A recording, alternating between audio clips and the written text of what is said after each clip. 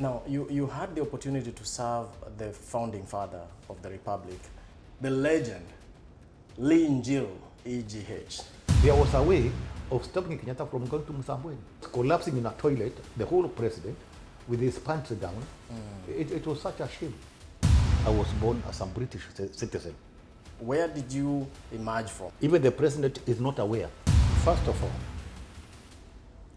Mr. Chira. I'm listening. I know you're going somewhere with this. Africans are very stupid. As I support President Ruto, they always agree with each other. Yes. Yeah. Well, not Kenyan people, the drivers. The drivers. Yeah, Kenyan, the drivers. Kenyan drivers. Yeah. Yes. Yeah. I think they love each other. Yes. Yeah. They always greet each other. They always shake hands. My father married a second wife. And they ran away during the emergency to Chuka. It is not a question of feeling. It is a fact. Okay. Irredentism is a policy where people of the same race must stay in one country. What is it that you would have wanted to say to the Queen? Why did you brutalize the colonies? And then you start thinking, Mr. Njiro, Mr. Shira is a very proud man. He does not see people.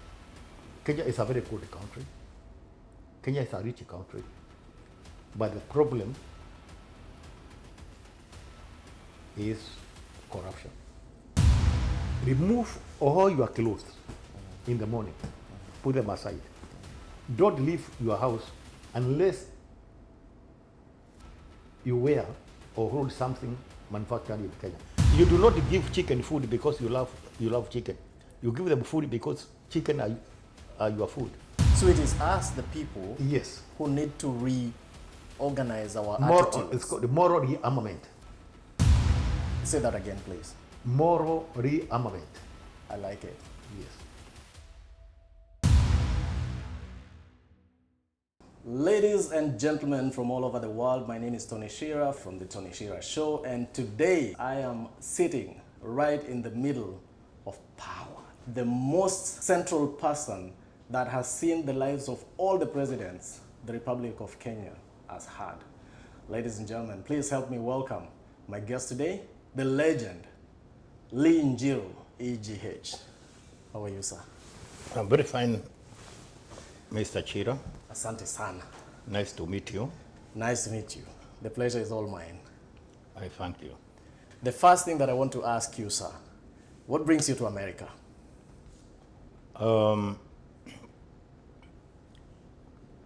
First of all, I have been to over 90 countries. Over 90 countries. Yes. Europe, Asia. I started coming to America in 1981. And up to a few years ago, I had visited Boston, that's Massachusetts. And I visited Connecticut, New York, New Jersey, Washington, D.C., Virginia, Maryland, California, Wow. Atlanta, Georgia. I have been to Canada. Right. I've been to Hawaii. Yes.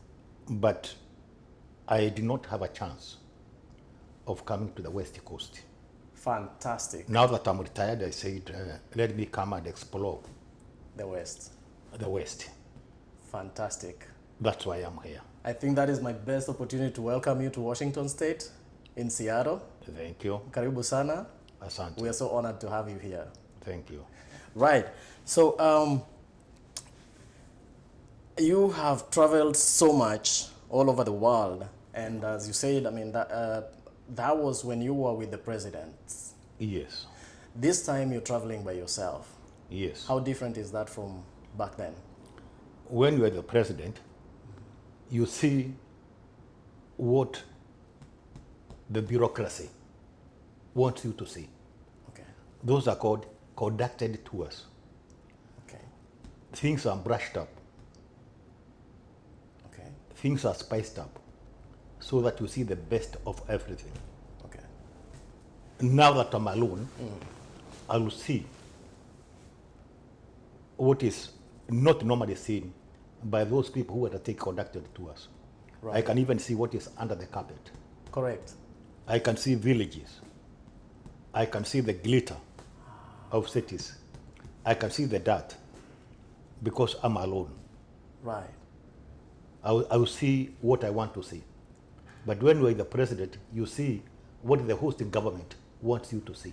Correct. Yes. So you may have a view which is not complete, Yes. which is skewed in favor of your host.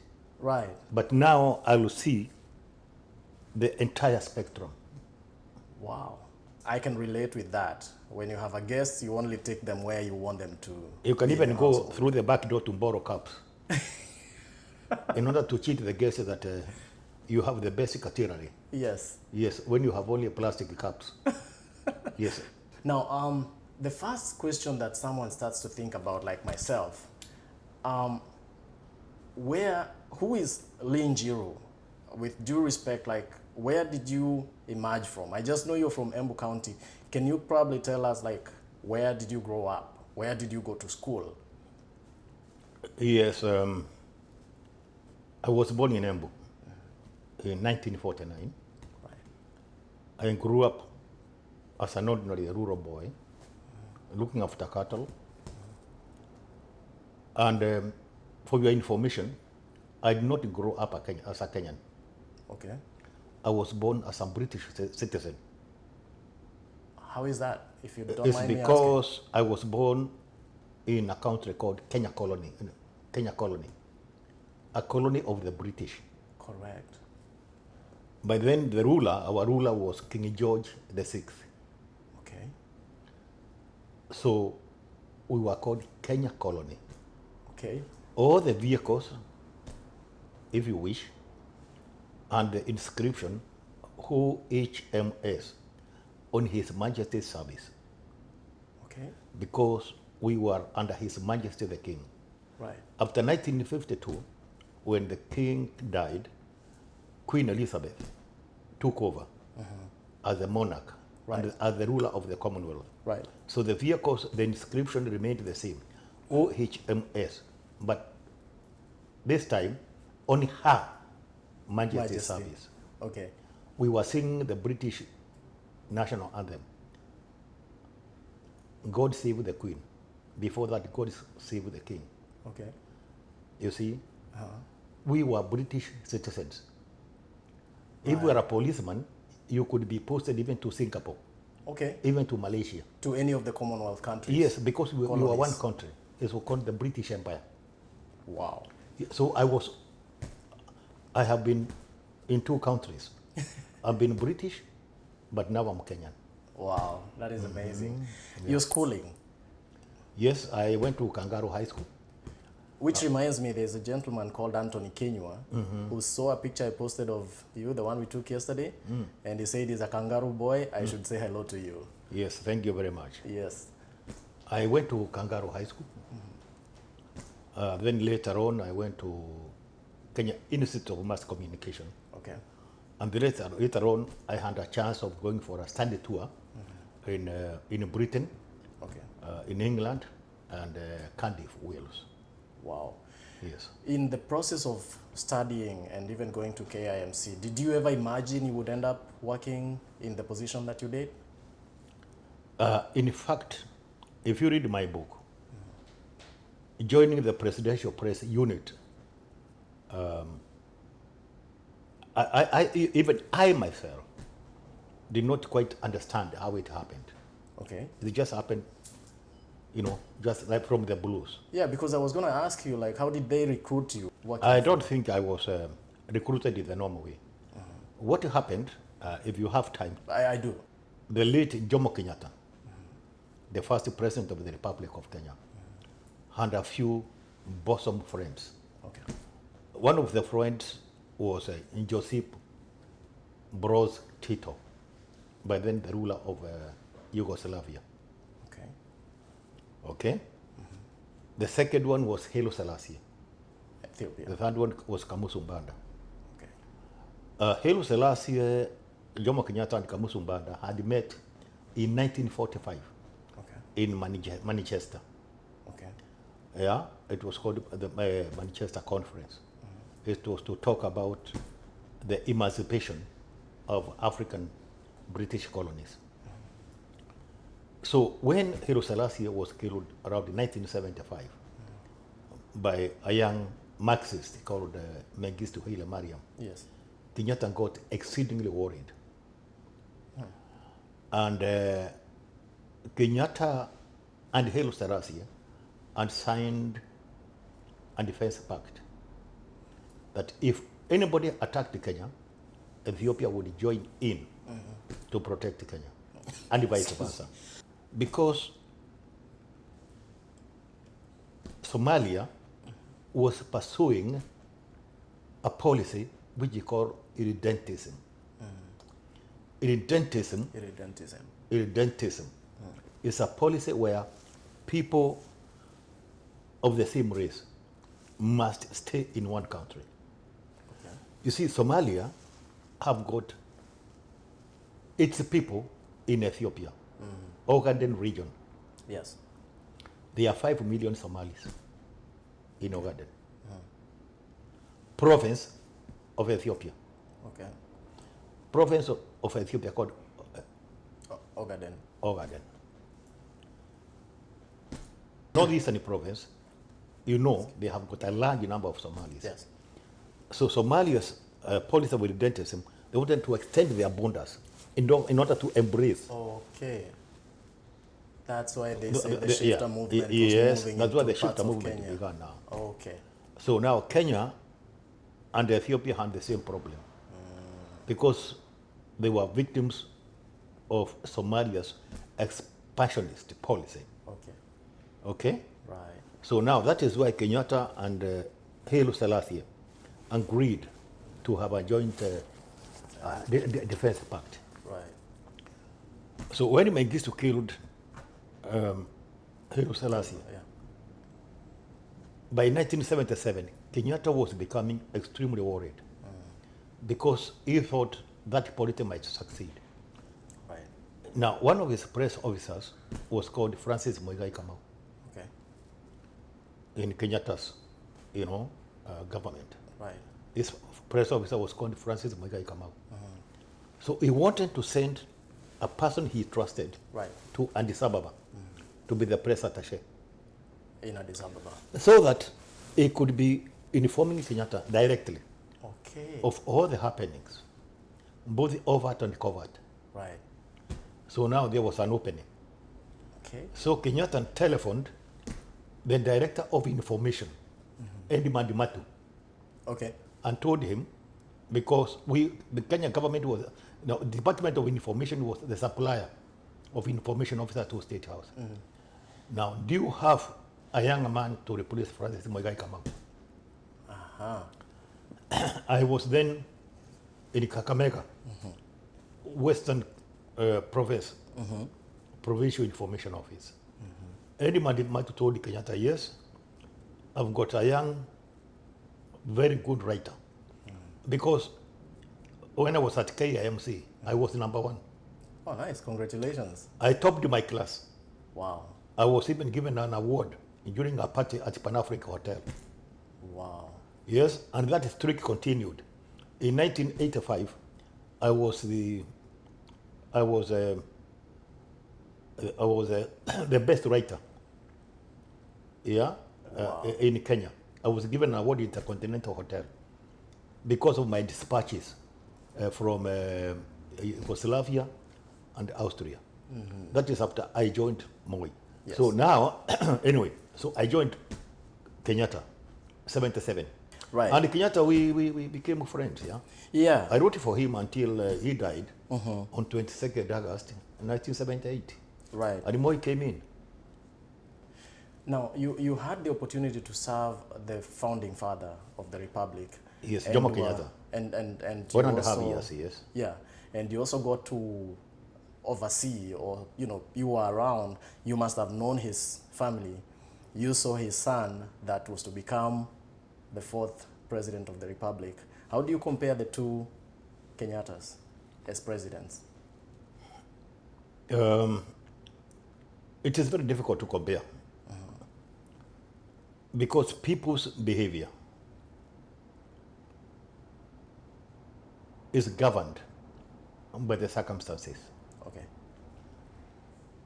A pot which is sitting on fire boils. Right. The one which is not on fire does not boil. So you cannot compare the two pots. I love the wisdom. I love that wisdom. So it's difficult. People's behavior is governed, is determined by situations and by the obtaining circumstances. Yes. Right. The way you behave in America, you cannot behave the way you behave here in Kenya. Correct. Because here you don't have a father. Yes. Here you don't have a cousin. Yeah. Here you don't have a grandfather. Right. So here, first of all, you look at the situation as it is. Yes. And then you have to maneuver. Under the circumstances. Obtaining circumstances. Right. Yes. So Jomo Kenyatta's government, Uhuru's government, Ruto's government cannot be the same. Correct. Yeah. That's such a wise response because it answers like the next 3 questions that I had. Yes. So I will shelve that and ask you, having served in these positions that were very, very, I would say, very high, yeah. Did you feel isolated from your friends, family, the public in the time that you served?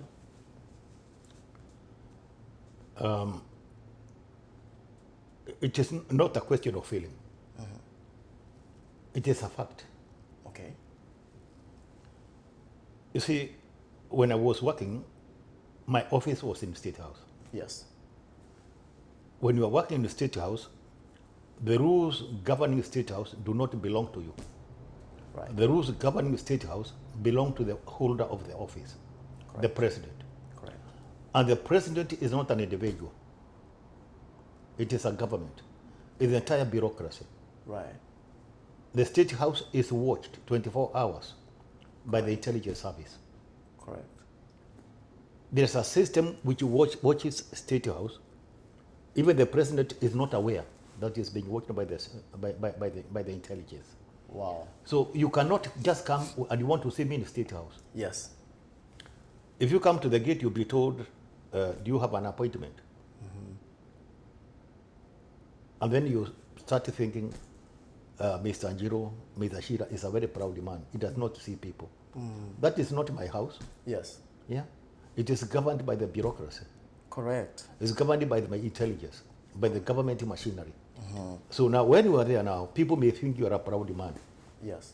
But you are not. Even your wife cannot just come to the gate and enter. Correct. Yes. Because you see, the president is also protected even from his wife. Yeah. Because the intelligence service, they must tell the president the truth. Right. Yeah. Even if the wife want to kill the president, it's like the wife want to kill Kenya. Correct. Yes. Yeah. Yeah. So now you are a part of that system. So what did that do to your friendships? In terms of like the people you grew up with. Friendships suffered, and some have not recovered up to today because they thought I was a proud man. Oh. But I was not a proud man. Yes. You remember when Obama came to Kenya, he said, as president, I will not visit Kogelo. Yes. Yeah, because I am not myself. I am not the Obama. I'm the president of the United States of America. Right. I'm governed by America's bureaucracy. Right. By America's secret service. Correct. Yeah. Wow. They know more than I do about my security. Right. Yeah. And I do not have the time to listen to the entire story. So if they tell me you are not going there, They've done the background work. they have done the background. Wow. Yeah. So Nice. so now I don't have the. If they say no. If they say it is cancelled, it is cancelled. Right. Yeah. You spoke about Queen Elizabeth taking over, and 1952. Yes. Yes. And in an interview that I watched of you, you said you had met the Queen twice, Yes. but never had a one-on-one with her. Yes. And I was just curious, if you met her and you had an opportunity to have a one-on-one with her, what is it that you would have wanted to say to the Queen? First of all, I would have asked her, you look so dainty, so gentle, so dignified. Why did you brutalize the colonies? Yes, that's what I would have asked her. Okay. Yeah. But later, the question was answered. Because in 1990, I was doing a Sunday tour of Britain. Okay. I went to England and Wales. And during in my itinerary, I was assigned many people. But one of them was to meet a guy called Stuart Innes. Okay. Stuart Innes was the boss of the FCO, Foreign and Commonwealth Office. Okay. So we had supper at one of the top hotels in London. So I asked him about the debt burden, the brutality visited upon us, people in the colonies by the British and the Western world. He told me, because he was a bit tipsy, Okay. so he let the cat out of the bag.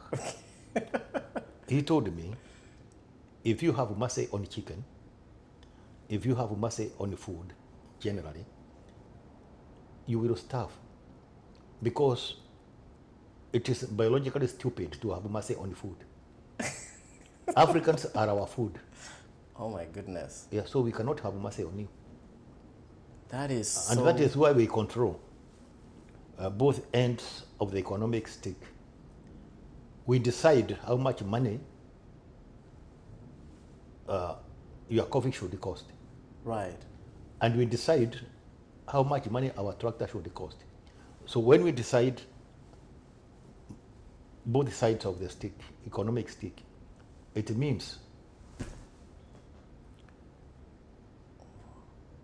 you are under our mercy. Wow. He said, how can you have mercy on food? And he said, we shall never ever have mercy on food. Wow. Because Africans are our food. I'm We cannot let you fly high. Right. Yeah, because then when we lose you, we lose our food. Because it is biologically suicidal to have Yes. mercy on food. Yes. How can you have mercy on chicken? Right. How can you have mercy on goats? Right. How can you have mercy on arrowroot? How can you have mercy on carrot? Doesn't make sense. No, it's suicidal. Yes. So Africans, yeah, you do not give chicken food because you love chicken. You give them food because chicken are your food. Correct. Correct. So they sustain us so that to give them labor, Okay. free labor. All right.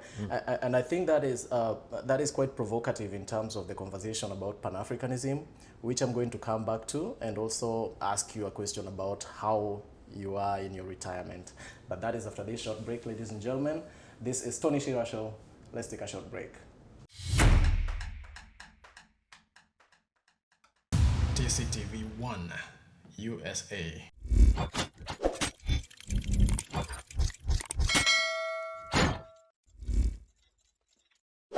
Welcome back to the Tony Shira Show. And just before we went on the break, I was going to ask about the Pan-African movement. But before I do that, I want to ask my guest, the Honorable Legend himself, one more time, Linjiro EGH. Sir, you've been retired. How is life in retirement? First of all, Mr. Chira, retirement is not a geographical movement. It's not like you have geographically moved from one point to another. Retirement is by and large psychological. Okay. It is a situation where you lose your identity to a large extent. Managing director, CEO, Okay. director, president, deputy president. That one has been your identity for a long time. Correct. Now, when you lose it, you are called the former. Okay. The former is akin to the lead. Psychologically, it is devastating. First of all, you lose that identity. Right. Number two, you lose your predictable income. Yes. Where you handle a salary, let's say for 40 years, 30 years. Like in my case, I was employed for 46 years. Correct. Because I was employed on Tuesday, 1st July 1975. Right. So when I returned and served for 46 years, 43 and a half top echelons. Yes. In the presidency. Correct. So you reach dizzying heights, and then you drop to the ground. Out of if you are not strong enough, right, you can even go crazy. Right. It is psychological because more than half of your life, you had an identity. And a routine. And a routine. Right. A predictable income. Yes. And there is some respect that comes with the office. Right. You lose it just like that. Yeah.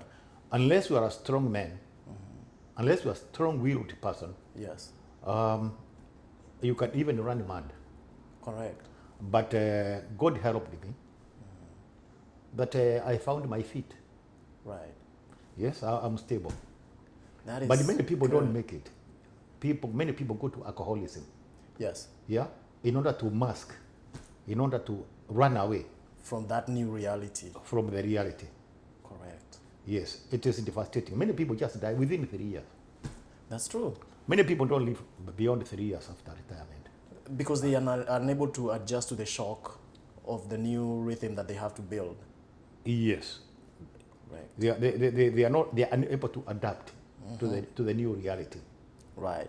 Yes. Right. In the time you've been out of office and you've had so much going on, I've listened to you before say the pressures that came to you to write a book, and you actually wrote a book. Yes. Could you tell us a little bit about your book, what inspired you to write it? The central theme, which is hidden therein, is to advise people not to be taken in, not to be deceived by the apparent glamour, the apparent glitter, the splendor, the magnificence of State House. Okay. Or palaces. Okay. Behind those shady walls, there is a lot of intrigue, skullduggery, envy, jealousy, infighting. Where there is money, influence, power, leverage, you expect jealousy, infighting, sorcery, because people do not want to leave that patch. People do not want to leave those heights of power and money and influence. Right. And there is even people even kill to remain there. But you see, when you see those very nice suits, nice dresses, glittering cars, there is a lot of intrigue. Okay. Hidden therein.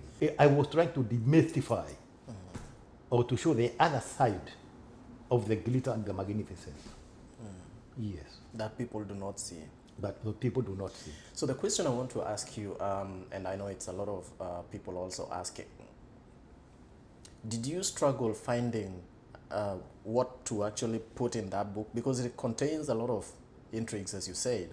did you struggle deciding what do I include and what do I not include in it? Yes, when I was doing journalism, when you read journalism, you also read a bit of publishing law.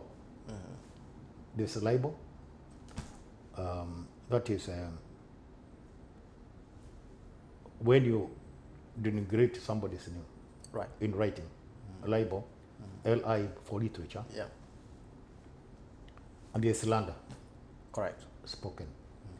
So I was guided very much by the law of libel and the law of slander. So I wrote I could write my tormentor without mentioning his name, Correct. because I may not be able to prove that he tormented me. But people who are around me know who he is. Okay. Yes. But you've not mentioned. No. Yes. Yeah. I say my tormentor Right. or my principal tormentor Okay. in the State House. Yes. He knows he knows himself. Okay. And the people in the State House that time, they know who he is. Right. Yeah. If you read between the lines, Okay. yeah, you know who I am talking about. Right. But you cannot take me to court. Yeah. Yeah. Because you didn't mention the Yeah, I name. don't mention his name. Yes. Yes. That is amazing. Yes, but it's a bestseller. It must be. It must be. I mean, so many people were waiting for it. You know, when you said you would write it. But there are and I'm writing a second one. Okay. In a year it will be out. Yeah. Is it possible? Probably, maybe this is a good opportunity for you to also say how people can access it. I really would have wanted to get one, but I looked on Amazon and I couldn't see it.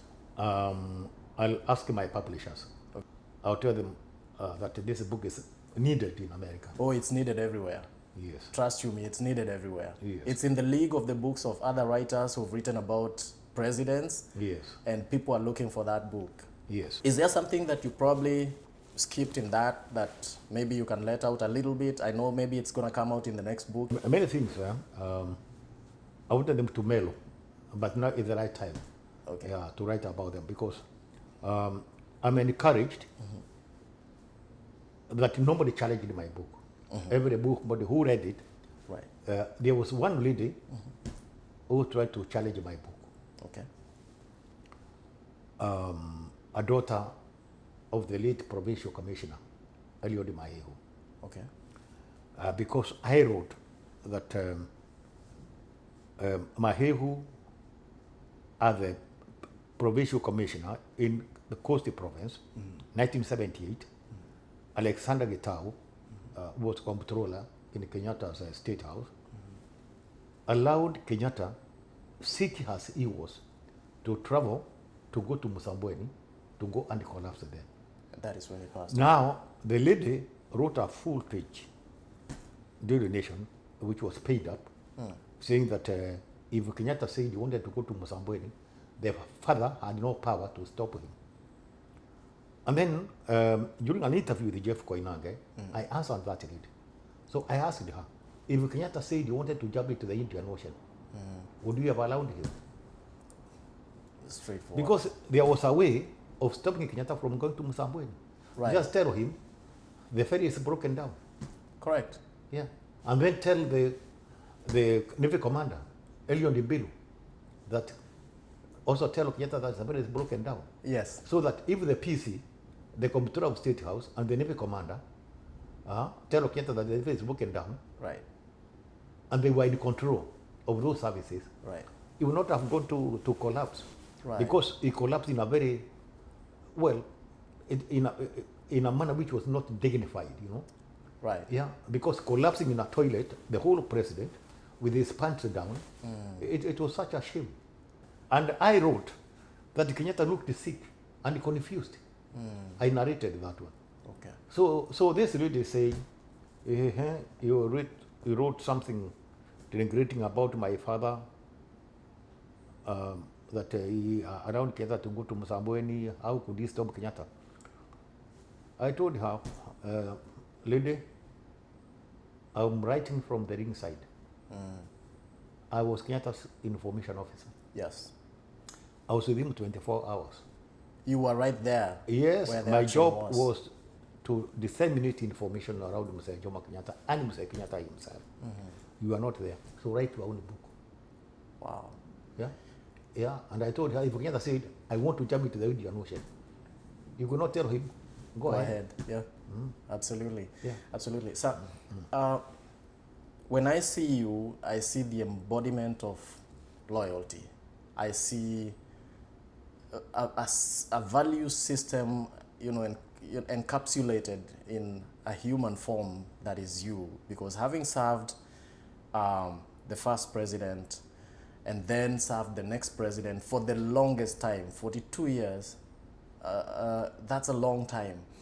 How did you maintain your relationship with him for that long?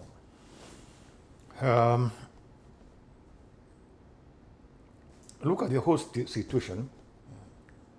Lock, stock, and barrel. I come from Embu. Right. Jomo Kenyatta was Kikuyu. Moi was Kalaji. The director of information during my tenure was a Kikuyu. If Kenyatta, or when Kenyatta told Andy Madimatu, I want a young man posted to me to be my press officer, ask yourself, why didn't he get somebody from the Kikuyu community, from the Luo community, from entire Kenya? And I was not even in Nairobi. I was in Kakamega. In Kakamega. Yeah. What did the Directorate of Information see in me? Sometimes you may not know yourself unless you look in the mirror. So the mirror is the Kenyan society. That's a question I am not able to answer. Okay. That is the system to answer, because why was I selected from the entire republic? Yeah. And I was not even in Nairobi, where I could be under a microscope. Yes. Yeah. I was far away and I was very happy in Kakamega. Okay. Because I had a small short chassis Land Rover, Okay. with a driver. I used to go everywhere. And I was happy. Right. So when I was told that you have been chosen to go and be Kenyatta's writer, I was even shaking myself, because I thought they wanted to kill me. I can only imagine. Because you see, Jomo Kenyatta, by that time, he was deified. He was placed in a godly position. That's because correct. when we were growing up in 1950s, we were told that Kenyatta's eyes were on the forehead, that he could read your mind. He had fought the British. He had a British wife. Right. Yeah. He had read something anthropology. And you know, in 1932, around there, 1930s, Right. he had written a book called Facing Mount Kenya. Facing Mount Kenya. And in that book, you know, we had read that he had married his first wife in Greece using magic. he hypnotized the reader. Yeah. It is in that book, yeah. So, and of course, you see, he had been deified, you know. We thought he was, yeah. And now a young boy from Runyenjes is told to go to State House. Right. Yeah, I was trembling, you know, like malaria. Yeah. So that question, I may not be able to answer, because you see yourself through the mirror. The mirror is the Kenyan society. They can tell about that one. Right. Because I wanted you to probably give our viewers some tips on how to maintain those kinds of relationships, like long-lasting relationships. How do you, especially in such an environment where so much yes, yeah, is on you? First of all, my background is a family which was not terribly united. Because having been born in 1949, my father married a second wife. Okay. And they ran away during the emergency to Chuka. Okay. So my mother was left alone with her 6 children. Okay. So at the age of 5, 6, we were building houses in what we called colonial villages. So my father came back in 1961 when I was about 12 years old.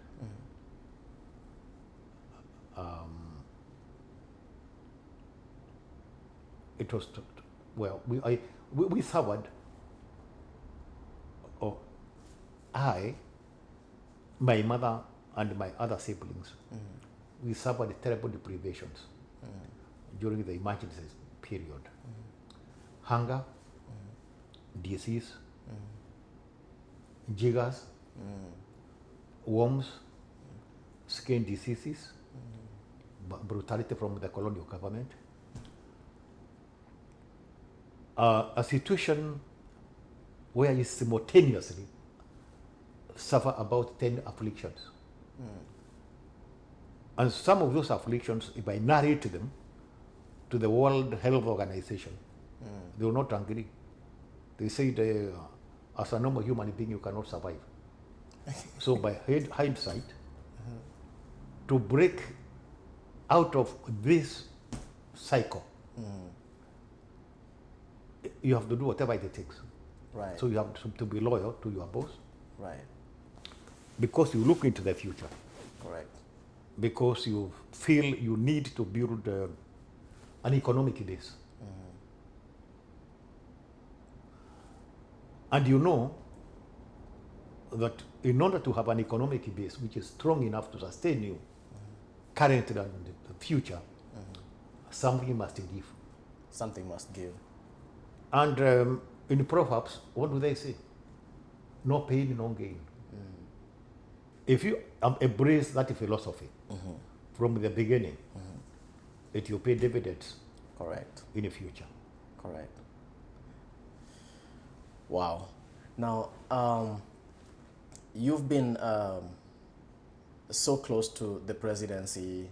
You've actually worked in the presidency, and you've seen the country through the eyes of post-independence and where we are at now, post-2010 constitution. I want to ask you, do you think the country is on the right track?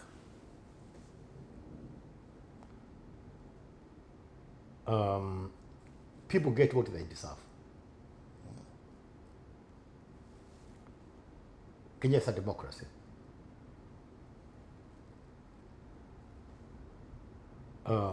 They elect their leaders. They choose them from a large group.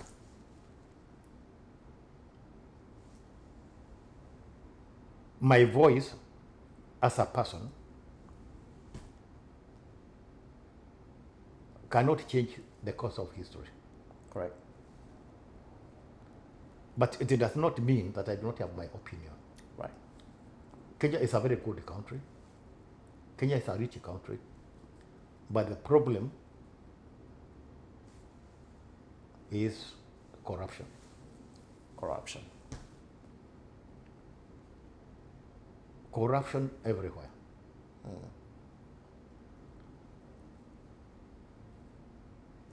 The president, when Moi came, he said he wanted to fight corruption. Uhuru wanted to fight corruption. Ruto says what to fight corruption. How did it first begin? Where did all these stories about corruption begin? You know, before we even start fighting it, which has been, you know, become a cancer. When did it begin? You see, corruption is not just about the receiver. It's about the giver. Corruption in Kenya has become so endemic that somebody who is seeking for services, even before he is asked for a bribe, he has already put some money in an envelope. Yes. Because he thinks that if he does not bribe, he will not get services. Correct. Yeah. So now, people even do not have to ask for bribes. They are given even before they ask. Okay. Yeah. You don't have to ask for a bribe in Kenya.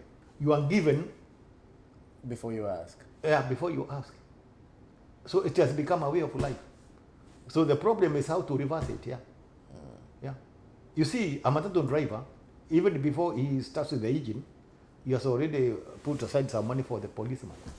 Yeah. So he has And you preempted. remember, there was a French tourist. When he went back to France, he wrote an article. He said he has never seen such camaraderie, such a friendship Right. between the Kenyan people and the policemen. They always greet each other. Yes. Yeah. Well, not Kenyan people, the The drivers. drivers. Yeah, Kenyan, not the drivers. Kenyan drivers. Yeah. Yes. Yeah. And they love each other. Yes. Yeah. They always greet each other. They always shake hands. Well, it was sarcasm. Yes. Yeah. He didn't tell us that what happens when they are shaking hands. Yes. Money is changing hands, you know. Right. So, do you think there are any gains, from now the current government, like in the pronouncements that they are making? For example, I've heard the current president, Dr. William Ruto, say that if you're a corrupt person, if you're a mkora, mambo ni matatu. There are three things. Do you think that is good enough to reverse the trend on corruption so that maybe we can take back the country on track? Walk on the talk. Yeah. Those are pronouncements.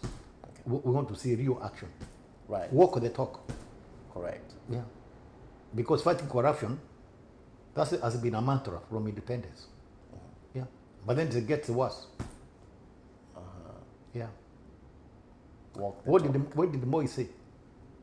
Moi said, I'm driver. I'm the driver of the bus. But my passengers, you have murderers among my passengers. Okay. You have thieves, Yes. pickpockets. Yes. Yeah. But what the try? How would you do with them? Somebody said that in his country, he could not fight crime because he said if you have 100,000 policemen and 5 million people, how can you fight crime? It's an attitude. Of the people. Yes. It's the attitude of the people. Policemen, there's something about policemen people have never known. Policemen, it is not their duty to prevent crime. No. It is their duty to arrest the people who have committed crimes. Okay. Like now we are here, 5 of us. If I kill you, policemen will come and arrest the killer. Right. Yeah. But they will not prevent me from killing you. Correct. Because they are not in every household. Yeah. They are not in every, yeah. Policemen arrest arsonists. They do not protect your house from being burnt. Absolutely. Yeah. Yeah. That's profound because it kind of works on the reverse because Yeah. it says Policemen do not prevent crime. yes. They arrest criminals. So it is us, the people, Yes. who need to reorganize our It's attitudes. called moral rearmament. Say that again, please. Moral rearmament. I like it. Yes. You rearm yourself morally. Policemen do not protect people from being killed. Right. Policemen do not protect houses from being burnt. Right. They arrest arsonists. Right. They arrest the murderers. Yes. Because what is the ratio between the policemen and the population? It's small. Kenya, we have 55 million people and less than 400,000 policemen. Yeah. Yeah. And we are sending some to Haiti. And you are sending some to Haiti. And you know the leader of the gang in Haiti, do you know his name? No. His name is Barbecue. So they should take it that they are not barbecued. Oh my goodness. This is so So fighting corruption, fighting crime, you need moral rearmament. You rearm yourself morally. But then, how is that possible? If you go to our prisons, it's full of preachers. right. Yeah. The people you call reverends. Yes. Yeah. Pastors. And they are so corrupt. Yeah. Because why should somebody be called a reverend and another one called very reverend, the other one called most reverend? Why are you fighting for titles? It means there's inherent corruption. Yeah. Why do you fight? Somebody is called reverend. You say, I'm not reverend. I'm very reverend. Right. Say, you, I'm most reverend. Why are you fighting for titles? If you're a servant of God, right. Just be humble like Mother Teresa. Right. Mother Teresa did not have those titles. No. Her name was just Mother Teresa. Correct. She was not called the most motherly, the very motherly. Wow. Even Jesus, he was not called those most whatever. Right. Yeah. One of the things that is happening right now with the president is what people are calling reincarnation of Pan-Africanism movement. And he's been going around the world and speaking to other nations on behalf of the African Union and trying to bring back the value of the African economy. Do you think that he is going to succeed in... No.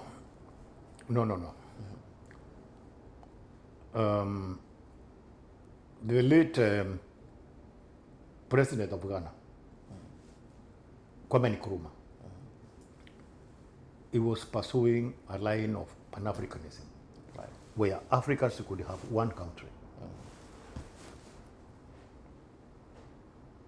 But people like, unfortunately, people like Jomo Kenyatta and Julius Nyerere, they were not for Pan-Africanism. And I think that anybody who is against Pan-Africanism is myopic. Look at a country like the Seychelles. The population of Seychelles is around 100,000 people, not 1 million. 100,000. 100,000 people. When the American president go to Seychelles and is given dinner, in his speech he says, I want to thank you, Mr. President, and the people of your great country. Isn't that an insult? America called Seychelles a great country. Or calling it Djibouti, but I'm happy to be in your great country. I'm listening. I know you're going somewhere with this. Africans are very stupid. As I support President Ruto, when he says over 50 heads of state, they are gone to Japan by a prime minister, and we are each given 3 minutes to talk. Right. And 3 minutes, those are just for salutation. Because diplomatically, you have to thank your host. Yes. Mr. Prime Minister, I want to thank you, your government, and the people of Japan for the honor of, according to me, and my delegation, ever since we arrived in one great country. A minute is gone. A minute is gone. And then we are told to sit down. And then afterwards you line up for a photo. And then you have Togo. Then you have Tunisia. Then you have Egypt, Zambia, Zimbabwe, Botswana. And then you have a photograph. And then you go home. And in your plane you are taking a delegation of 20 people. And many of them joy riders. Isn't that idiotic? I agree with you. Because everybody is fearing losing his power. Because if you are Kenyan president, you will not be president. Could be the president of Africa, will be a guy from Senegal. And you see, we are fragmented by the British in a system which is called divide and rule. Right. But actually, it's not divide and rule. Later, it became divide and eat. There is a book written by a Nigerian. Many people don't want to read it because it insults Africans. But I support that book 100%. They say if you are a Kenyan, for example, the case of Kenya, remove all your clothes in the morning, put them aside. Don't leave your house unless you wear or hold something manufactured in Kenya. First of all, you not even touch your watch. Yeah. You don't even touch your mobile. You don't even touch your car keys. You not even take your soap or a lotion. You may not even step on your floor because it's tiles which are not made in Kenya. Oh my goodness, yes. Yeah. So now, look how naked you are. That is profound. Yeah. Look at a country like Niger. They are challenging France. You are driving a French military tank, French bullets, French military boots, French fatigue, and you are insulting them in French. So just look at yourself. You are naked. Yes. So what needs to happen, really, for this battle to be won, for Africa to regain its value to the eyes of the West, in terms of, you know, these global financial systems? Because I think that is where the debate is, where those countries in the West should be able to see what the value of African investment is. Just meet and decide how to forego these individualistic attitudes. Correct. But then, how will you tell an Arab that you are equal? Because I remember one time attending a meeting in Cairo. And Hosni Mubarak by then was the president. In his speech, he was saying that Egypt was ready to work with Africa. And it's enough. Yes. And it is enough. Yeah. And now, how are you going to convince? I think that is a very high sense of pride, to think you're better than Africa and you're just a In country Africa. inside Africa. Yes. Yeah. How are you going to convince a Muslim in Algeria that they can be ruled by a Christian? Yeah, from Malawi. From Malawi. As president of Africa from Malawi to rule Algeria. Right. Yeah. All this fragmentation was meant to serve the colonial powers. Is it too late? Or is this the time? First of all, work on the attitude. Okay. Yeah.